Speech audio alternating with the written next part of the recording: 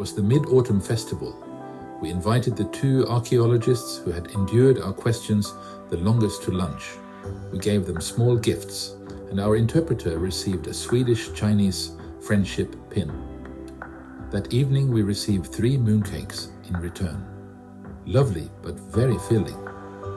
In the afternoon, we set out to walk through Jingdezhen and along the Changjiang river. I had long been curious about what I had read, that the city was built on layers of discarded porcelain, visible from the riverbanks.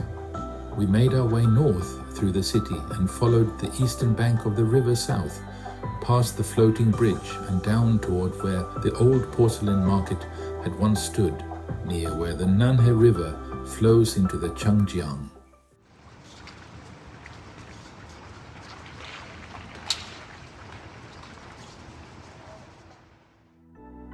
We were looking for history, layers, shards, remnants, but mostly the river looked like rivers tend to look. Dredging and time had taken their toll. We saw only scattered fragments. Still, there were signs of history everywhere. Narrow lanes that spoke of the Ming, Longju Pavilion rising above Jushan, a familiar comfort. At one point, we passed a storage area that looked like it hadn't changed since the 1920s. I could almost see Wanli-Krak wares and Kangxi porcelain stacked inside.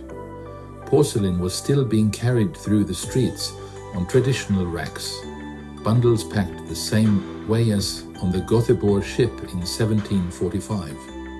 And yet, no great porcelain dumps, no towering hills of failed wares.